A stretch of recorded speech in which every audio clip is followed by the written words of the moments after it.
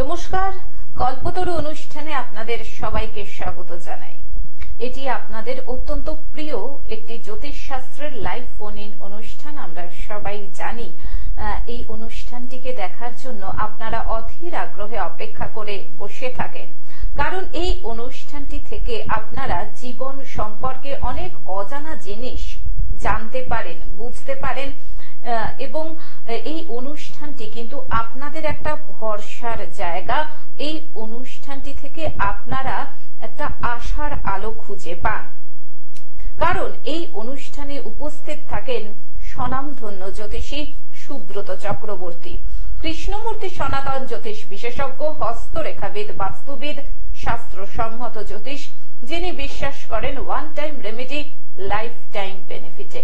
All India astropalmist, তন্ত্র research সেন্টারের জ্যোতিষ শিক্ষক, যিনি আধুনিক জ্যোতিষের পুঙ্খানুপুঙ্খ বিচার, বিজ্ঞানসম্মত বিচারে বিশ্বাসী জ্যোতিষী সুব্রত চক্রবর্তী মহাশয়।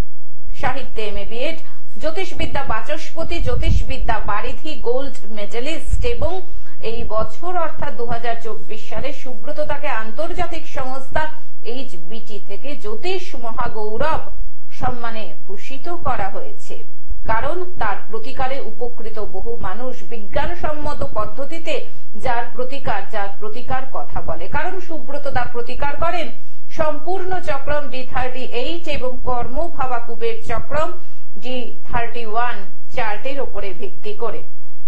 সুব্রত দা কল্পতরু অনুষ্ঠানে জ্যোতিষশাস্ত্রের নানান ব্যাখ্যা করেন, নানান বিষয়ে তুলে ধরেন। আজকে দর্শক শ্রোতা বন্ধুদের অনুরোধে সুব্রত তার আলোচ্য বিষয়বস্তু হচ্ছে বাচ্চাদের নানান সমস্যা। বাচ্চাদের নিয়ে অনেক মা বাবা এখন নাজেহাল হয়ে যাচ্ছে। কেন হয় এই সমস্যা, আর এই সমস্যা থেকে কি করেই বা প্রতিকার মেলে? আসুন আজকের এই কল্পতরু অনুষ্ঠানে সুব্রত তার কাছ থেকে আমরা এই বিষয়টি সম্পর্কে বিশদে শুনবো এবং আপনারা যারা আপনাদের নানান সমস্যা নিয়ে প্রতিবারের মতন দাদার সঙ্গে সরাসরি ফোনে কথা বলতে চান, তারা চলে আসুন আমাদের দুটো লাইভ ফোন নাম্বারে ফোন করে 0332571255 এবং 033400814337। আসুন আরো আরেকবার স্বাগত জানাই আমাদের অত্যন্ত ভরসার মানুষ, বিশিষ্ট জ্যোতিষী সুব্রত চক্রবর্তীকে। স্বাগত সুব্রত দা আরো আরেকবার এই অনুষ্ঠানে। নমস্কার, গ্লোব টিভির সমস্ত দর্শক বন্ধুকে স্বাগত জানাচ্ছি এবং নমস্কার জানাচ্ছি। অনুষ্ঠান শুরুর প্রথমেই আমার পিতামাতাকে প্রণাম জানাই মা তারার চরণে, প্রণাম জানাই সমস্ত বয়োজ্যেষ্ঠ মানুষদের প্রতি যারা আমার অনুষ্ঠান নিয়মিত গ্লোব টিভিতে দেখে চলেছেন। প্রত্যেক সোমবার দিন দুপুর 2:45 মিনিটে, প্রত্যেক বৃহস্পতিবার দিন দুপুর 2:30 মিনিটে, এছাড়া অন্য আরেকটি মিডিয়াতে আপনারা আমাকে লাইভ পেয়ে যান প্রত্যেক রবিবার দিন দুপুর 2:45 মিনিটে। এই যে সুন্দর অনুষ্ঠানটি আপনারা বাড়িতে বসে বা মোবাইলে দেখছেন, এই সুন্দর অনুষ্ঠানটির পেছনে, ঠিক আমার পেছনে ক্যামেরাম্যান এবং টেকনিশিয়ান দাদা ভাইরা রয়েছে, তাদেরকে অনেক শুভেচ্ছা ভালোবাসা জানাই। গ্লোব টিভির কর্তৃপক্ষকে শুভেচ্ছা ভালোবাসা জানাই এবং আমার সঙ্গে সঞ্চালনায় রয়েছে সুপর্ণাদিকে অনেক শুভেচ্ছা জানাই। দর্শক বন্ধু, আপনারা প্রত্যেকেই জানেন যে আমার অনুষ্ঠান মানেই নতুন আলোচনা এবং অনুষ্ঠান শুরুর প্রথমেই সুপর্ণাদি বলে দিয়েছে আজকে আমাদের টপিক। অবশ্যই ছোটবেলায় বিভিন্ন বাচ্চাদের, যারা ছোট বাচ্চা, তাদের বিভিন্ন ধরনের যে সমস্যা, তো সেই বিষয় নিয়ে অনেকেই জানতে চেয়েছেন। তো তার মধ্যে 4 জনের নাম আমি আজকে উল্লেখ করছি, কারণ আমাকে অনেকেই অনুরোধ করেছেন, দাদা আপনার অনুষ্ঠান তো আমরা নিয়মিত দেখি, কিন্তু আপনারা যদি যে অনুষ্ঠানগুলো হয় সেখানে যদি আমাদের নামগুলো একটু ঘোষণা করেন খুব ভালো লাগে। তো এবার থেকে আমি চেষ্টা করছি প্রত্যেকের নাম একটু করে বলার।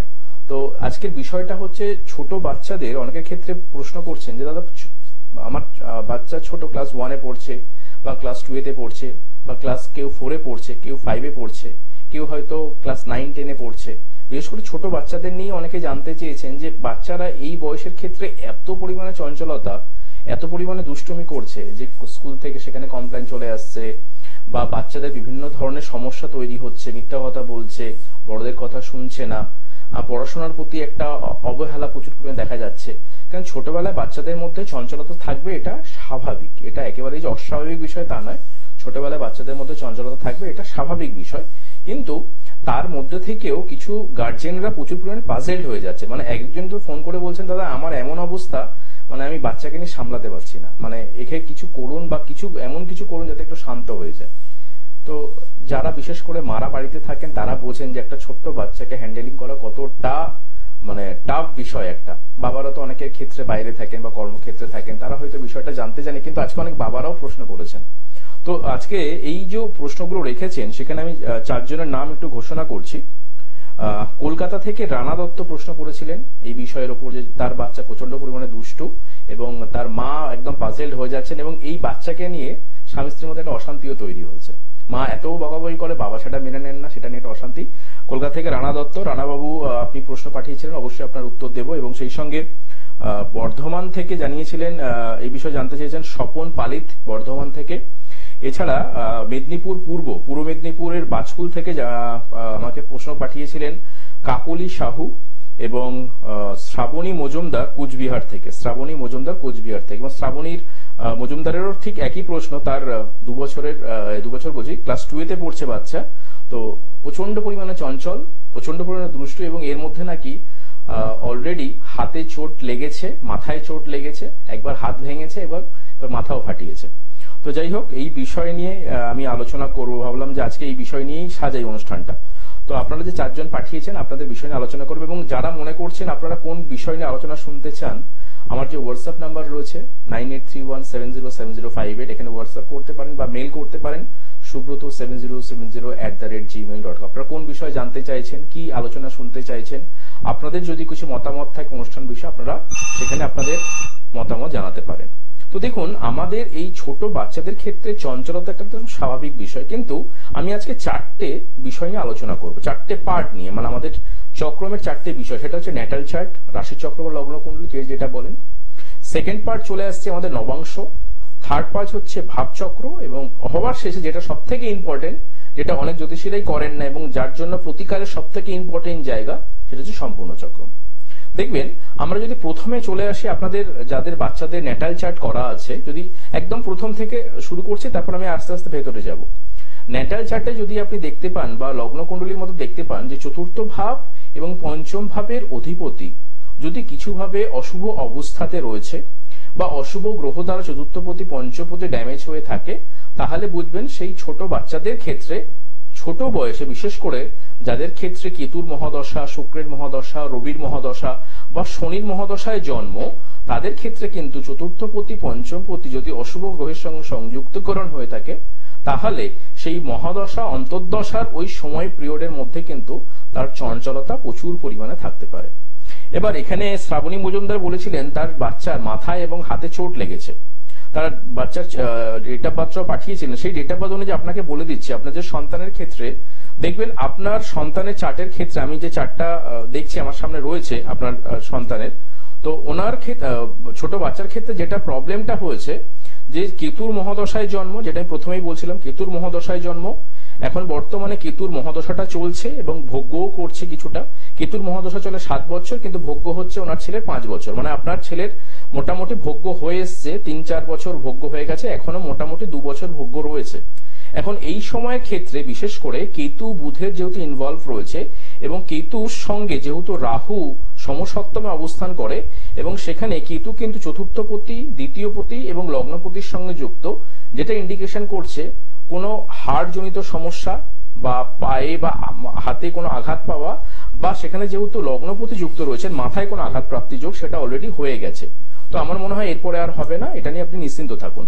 তাহলে এই যে ছোট বাচ্চাদের ক্ষেত্রে বিশেষ করে দেখবেন লগ্ন কুণ্ডলী অনুযায়ী চতুর্থ পঞ্চমপতি যদি অশুভ অবস্থাতে থাকে বা সেখানে কিছুভাবে তার অধিপতি গ্রহ অশুভ নক্ষত্র দ্বারা বা অশুভ গ্রহ দ্বারা পীড়িত হয়, তাহলে কিন্তু এই চঞ্চলতা দেখতে পাওয়া যায়। সেটা কিন্তু তার দশা অন্তর্দশা পর্যন্ত ভ্যারি করবে।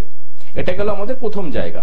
আমি যদি দ্বিতীয় একটু গভীরে যাই, সেটা হচ্ছে নবাংশ কুণ্ডলী মতে যাদের বাচ্চাদের প্রচন্ড পরিমাণে চঞ্চল, সামলাতে পারছেন না, আপনি দেখবেন তার নবাংশ কুণ্ডলী মতে পঞ্চমে যদি রাহু কেতুর সংযোগ থাকে, নবাংশ কুণ্ডলী মতে দেখবেন যাদের নবাংশ করা রয়েছে সেখানে পঞ্চম ভাবে যদি কিছুভাবে রাহু কেতুর সংযোগ হয়ে থাকে, অথবা নবাংশ কুণ্ডলীতে বুধ এবং চন্দ্রের সঙ্গে যদি রাহু কেতুর সংযোগ হয়, সেই টাইম পিরিয়ড দশা অন্তর্দশাকালীন সেই বাচ্চাদের মারাত্মক পরিমাণে চঞ্চলতা দেখা দেয়।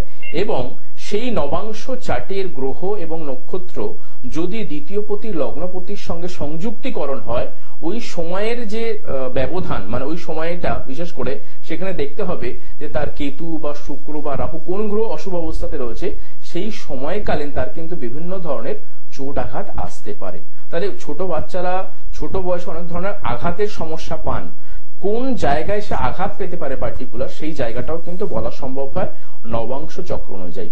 তাই যাদের এই ধরনের সমস্যা তৈরি হচ্ছে, ছোট বাচ্চারা প্রচন্ড দুষ্টু বা এমন কিছু কাজ করে ফেলছে যে প্রচন্ড পরিমাণে ছোট বয়স থেকে সে চোট আঘাত পেতে আরম্ভ করেছে, তাহলে কিন্তু এই নবাংশ কুণ্ডলী চার্টটাকে ভালো করে বিচার করাবেন। তাহলে আমি আজকে দুটো আলোচনা করলাম, এরপরে আমি আলোচনা করব ভাব চক্র এবং সম্পূর্ণ চক্র নিয়ে। তবে কোনো বন্ধু এসছেন, ফোনটা আগে নিয়ে নিই, তারপর আলোচনায় আসবো। নমস্কার, কল্পতরু অনুষ্ঠানে আপনাকে স্বাগত জানাই। ফোনে কে রয়েছেন? হ্যাঁ বলুন, আপনি কার সম্পর্কে জানবেন? আপনার নামটা একটু বলুন। রঞ্জন দাস। আপনার জন্ম তারিখ বলুন। 18 অগস্ট, মানে 18ই অগস্ট 1961। আচ্ছা, জন্ম সময়? বেলা 2:08। বেশ, জন্মস্থান বলুন। নলহাটি।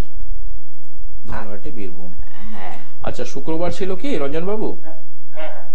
আচ্ছা, লগ্ন হচ্ছে ধনু লগ্ন, আপনার রাশি হচ্ছে তুলা রাশি, আপনার নক্ষত্র হচ্ছে সাথী নক্ষত্র, সপ্তমী শুক্লপক্ষ তিথিতে জন্ম হয়েছিল, সূর্য সিদ্ধান্ত যোগ হচ্ছে ব্রহ্মযোগে জন্ম, এবং আপনার গণ হচ্ছে দেবগণ। এগুলো কি জানা ছিল? এগুলো আপনি জানেন। আচ্ছা, প্রথমে যেটা বলি, আপনার জন্মকুণ্ডলিতে বৃহস্পতি এবং শনি বক্রী অবস্থাতে রয়েছে এবং রবি মূলত্রিকোণ, এবং লগ্নপতি যিনি 1 ডিগ্রিতে অবস্থান করছে মূলা নক্ষত্রে, রবিও রয়েছে মূলা নক্ষত্রে, এবং জন্মকুণ্ডলী মতে বৃহস্পতি শনি লগ্ন থেকে দ্বিতীয় অবস্থান করছে, রবি বুধ রাহু অবস্থান করছে, রবি সক্ষেত্রগত। আচ্ছা, প্রথমে যেটা বলি রঞ্জন বাবু, আপনার জীবনটা একটু যদি আপনি খেয়াল করেন, প্রচন্ড পরিমাণে কিন্তু স্ট্রাগলের মধ্যে দিয়ে আপনি গেছেন, ঠিক আছে? প্রথম, এখন যে প্রবলেমটা হতে পারে আপনার ক্ষেত্রে, দেখবেন একটু পারিবারিক কোনো সমস্যার মধ্যে জড়িয়ে পড়ছেন, অর্থনৈতিক সমস্যার মধ্যে কোনো কিছু জড়িয়ে পড়ার সম্ভাবনা, এবং সেই সঙ্গে শারীরিকগত কোনো কিছু সমস্যা, ঠিক আছে? সেই বিষয়ে কিন্তু আপনাকে অবগত থাকতে হবে। এই তিনটি বিষয় আপনার জন্য কিন্তু খারাপ আমি দেখতে পাচ্ছি। যেহেতু দশা অন্তর্দশাপতি আপনাকে যেটা হতে পারে যে ফিনান্সিয়াল জায়গা এবং শারীরিক জায়গা, এই দুটো কিন্তু আপনাকে বেশি পরিমাণে হিট করছে, এই জনিত সমস্যায় আপনি কিন্তু ভুগতে পারেন। এবার আপনার প্রশ্নটা রাখুন। আমার প্রশ্ন হচ্ছে যে আমি ভুগছি, তবে এটা আপনার খারাপ যাচ্ছে, এটা কতদিন থাকবে? কোনটা খারাপ যাচ্ছে? ভালো হওয়ার কোনো চান্স আছে, সম্ভাবনা? আরেকবার আমি শুনতে পেলাম না, কোনটা খারাপ যাচ্ছে?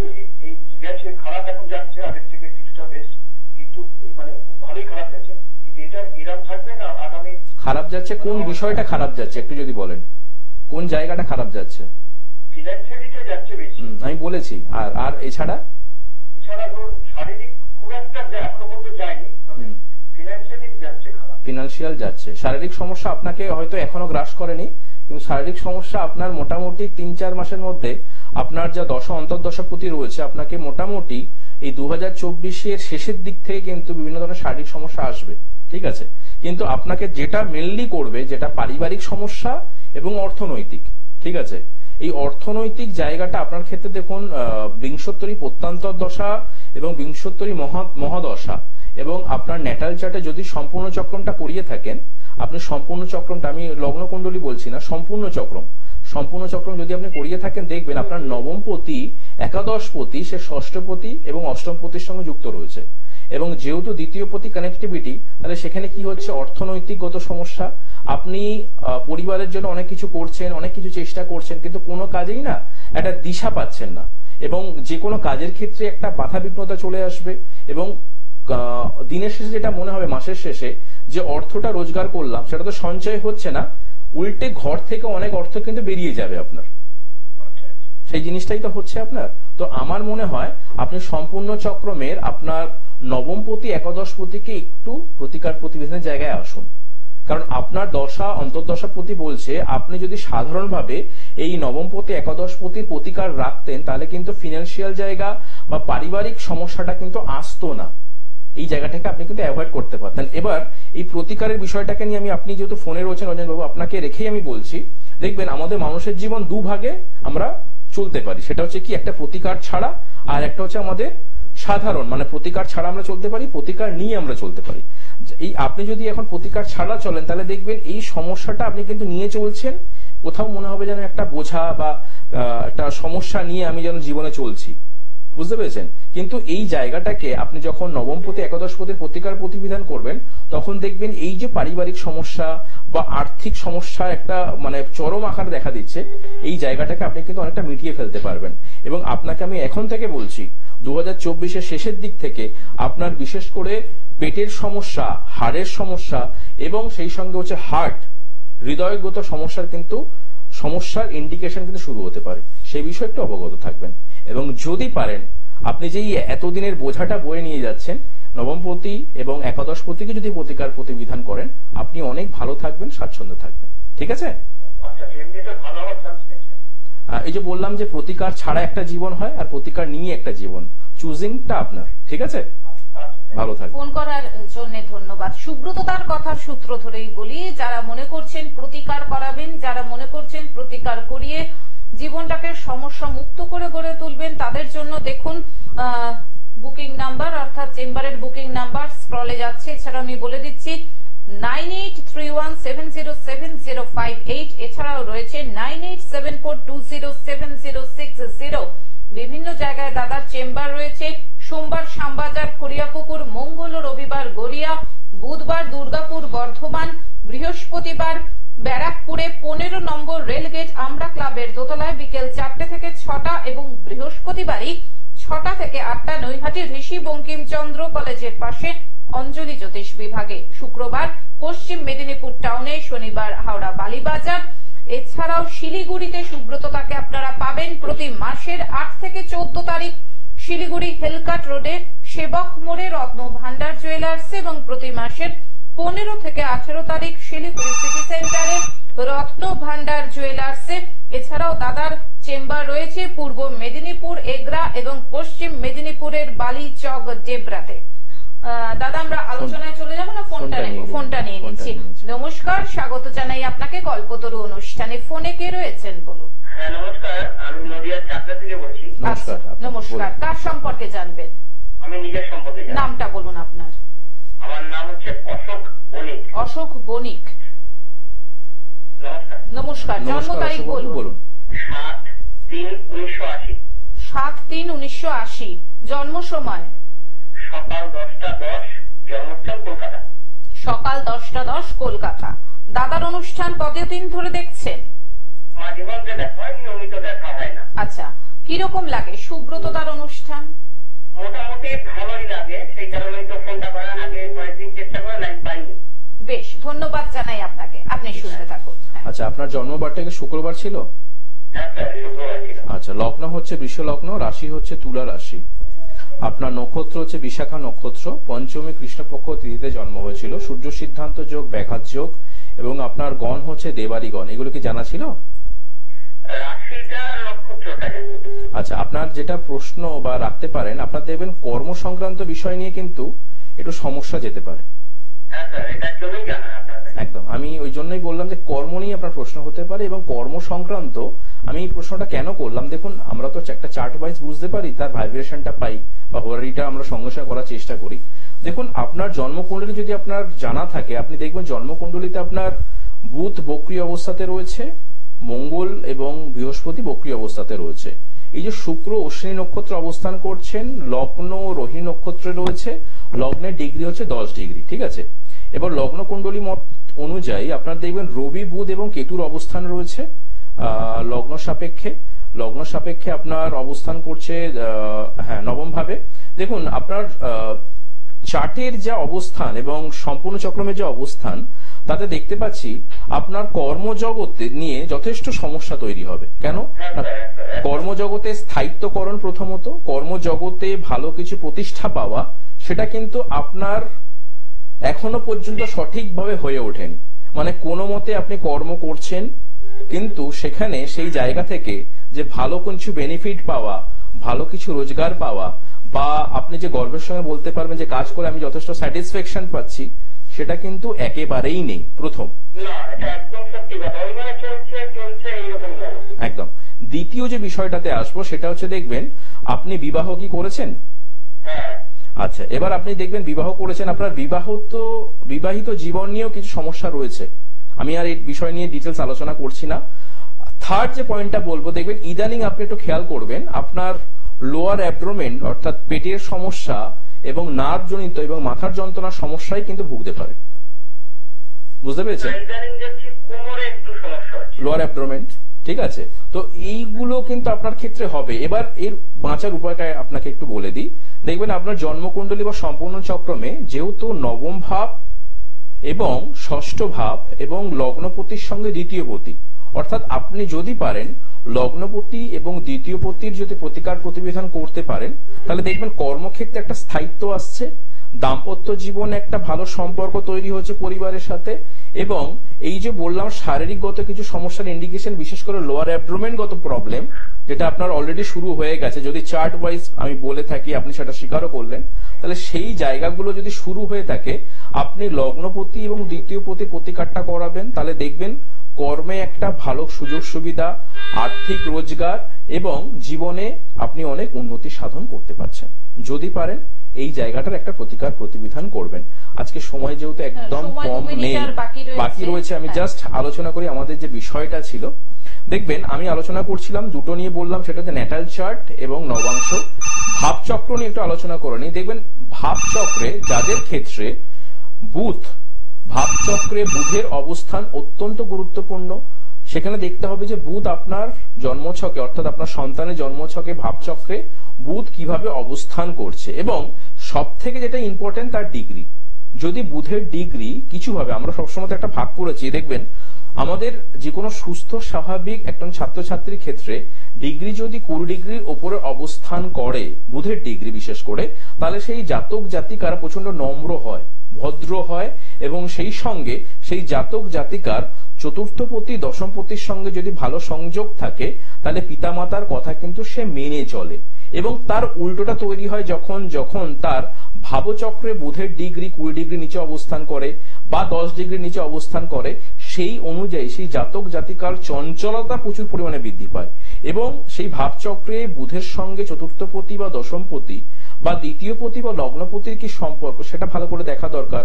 সেই অনুযায়ী সে পারিবারিক অনুশাসন, পারিবারিক শিক্ষা, পিতামাতার সঙ্গে সে কিভাবে তার ব্যবহার করবে সেটা কিন্তু তার ভাবচক্র দেখলেই বোঝা যায়। তাহলে আপনার সন্তানের যদি কোনো কিছু সমস্যা আসে পরিবারগতভাবে বা তার কোনো কিছু সমস্যা তৈরি হয় যে আপনাকে এক্সপেক্ট করছে না, অবশ্যই কিন্তু আপনি আপনার সন্তানের ভাবচক্রের বুধের অবস্থানটা, ডিগ্রির অবস্থানটা ভালো করে জ্যোতিষীর কাছে গিয়ে দেখে নেবেন।